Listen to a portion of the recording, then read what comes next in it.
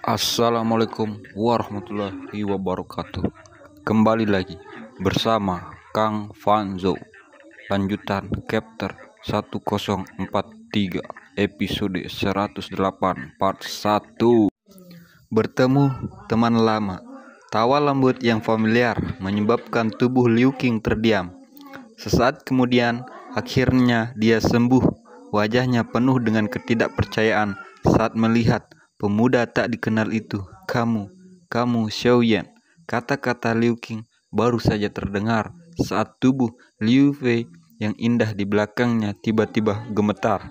Xiao Yan, sebuah nama yang telah meninggalkan kesan di hati yang sulit dilepas. Jenius sejati akademi dalam. Mata cantiknya diam-diam mengamati pemuda di depannya. Dia sedikit terkejut saat mereka berhenti di wajah yang agak asing. Matanya yang berhati-hati menemukan beberapa petunjuk dan tangannya sedikit terguncang di bawah lengan bajunya. Matanya mulai menghindarinya. Saat itu dia telah mengembangkan sedikit dendam dengan Xiao Yan. Karena dendam, inilah Xiao Yan yang bertukar pukulan dengan Liu Qing. Liu Fei tidak bisa melupakan sosok kurus yang berdiri dengan bangga di area pertarungan saat itu. Saat itu, Xiao Yan hanyalah seorang pemuda yang baru saja tiba di akademi dalam. Namun, prestasinya telah menarik perhatian seluruh akademi dalam. Apa itu benar-benar dia? Bagian belakang gigitan Liu Fei menggigit bibir bawahnya yang dia terlihat agak berbeda, tapi suaranya masih sama. Xiao Yan tersenyum dan melambaikan tangannya. Matanya menyapu Liu Qing saat dia berbicara dengan kejutan tak disengaja. Bintang 7 Do Huang tidak buruk, kamu jauh lebih kuat dari Lin Yan. Liu Qing akhirnya bisa mengkonfirmasi identitas orang di depan setelah mendengar nada akrab ini. Dia tertawa terbahak-bahak. Kemungkinan Anda sudah berhasil melewati kelas Duzong, kan? Dia telah dengan jelas melihat Xiao Yan berjalan di udara lebih awal. Wajah orang-orang di belakang Liu Qing sedikit berubah setelah mendengar kata-katanya. Mata mereka terkejut saat mereka menyapu tubuh Xiao Yan. Sangat jarang menemukan ahli muda seperti Du Zong. Saya sangat beruntung. Xiao Yan sedikit tersenyum, tapi tidak menyangkalnya. Aku masih tidak bisa menyusulmu. Anda memang layak menjadi orang dengan bakat paling menonjol di akademi dalam. Aku tidak punya pilihan selain mengakuinya. Xiao Yan tersenyum. Matanya menyapu wajah Liu Fei di belakang Liu Qing dan tersenyum saat ia mengangguk padanya. Di bawah senyumnya, kemerahan menyala di wajahnya. Mata cantiknya dengan cepat berpaling. Kalian semua tidak menungguku saat kau kembali. Kupikir ada sesuatu yang terjadi padamu. Mata Xiao Yan kembali berpaling ke Liu Qing. Lin Yan mengatakan bahwa Anda telah membalas dendam. Tidak ada gunanya bagi kami untuk tinggal lebih lama lagi. Oleh karena itu, kami telah membentuk sebuah kelompok dan meninggalkan kerajaan Miajia. Itu benar. Kenapa kau di sini? Liu Qing berbicara sambil tersenyum. Warna kehijauan di wajahnya telah sangat berkurang. Jelas, hatinya merasa sangat senang dan bisa bertemu Xiao Yan di sini. Saya perlu menuju wilayah Pil. Kota Tianhuang memiliki sebuah warhome yang mengarah ke daerah Pil. Jadi, saya datang untuk mengunjungimu di sepanjang jalan. Xiao Yan tersenyum. Matanya menyapu orang-orang dari klan Cheng tidak jauh tanpa meninggalkan bekas. Liu Qing menganggukkan kepala saat mendengar ini. Dia segera tertawa dengan cara yang tidak terbatas. Sudah giliran Cheng Clan untuk mengelola warhome. Mereka selalu memandang klan Liu kita sebagai merusak pemandangan saudara sepupu.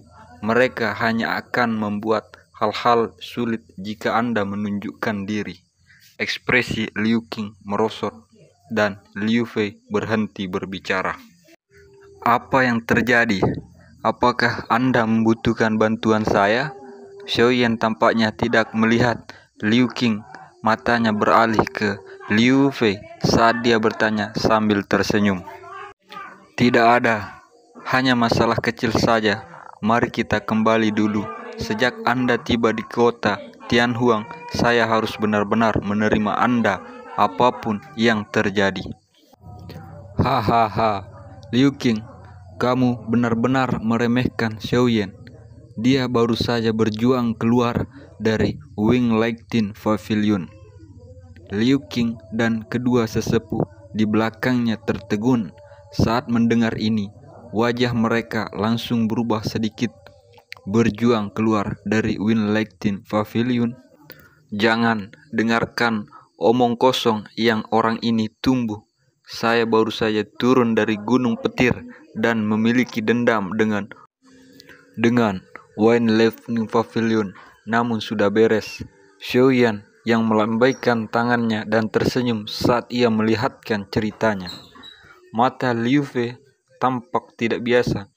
Saat mereka perlahan-lahan menyapu Xiaoyan, Liu Qing mengeluarkan sebuah seruan yang mengejutkan, sebuah mulai berjuang sendiri. Ini adalah masalah yang disebabkan oleh Wormhole ini. Awalnya seharusnya giliran klan Liu untuk mengendalikan Wormhole tahun ini.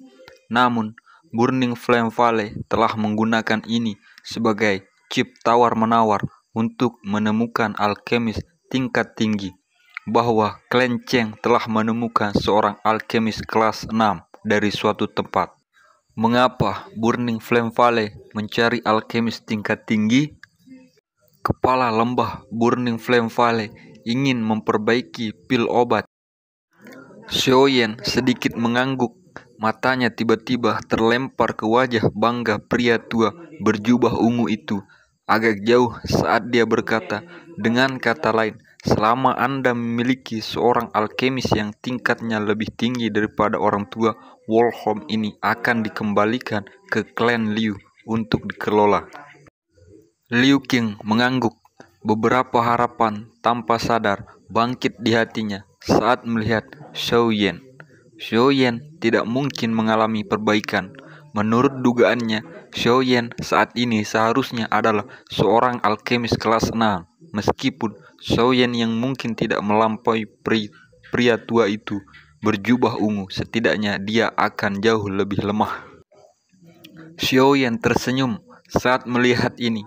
Dia perlahan melangkah maju dan menangkupkan tangannya ke arah pria tua berjubah merah itu. Sambil tersenyum, dia berkata, "Pejabat senior ini, klan Liu belum mengakui kekalahan. Mohon tunggu sebentar sebelum menyerahkan Wormhole." Elder Qi Huo telah menemukan Xiaoyan. Apa dia muncul? Dia juga terkejut bahwa itu Xiaoyan bisa mencapai kelas Duzong pada usia seperti itu. Jika klan tersebut belum mengakui kekalahan, mohon mengundang sang alkemis. Xiaoyan menyeringai dan mengangguk saat mendengar ini. Setelah itu, dia mengalihkan pandangannya ke pria tua berjubah ungu itu, menangkupkan kedua tangannya dan tersenyum saat berkata, "Kalau begitu, tolong biarkan saya sedikit bersaing dengan Xiao Grandmaster ini." Anda adalah alkemis yang diundang oleh klan Liu?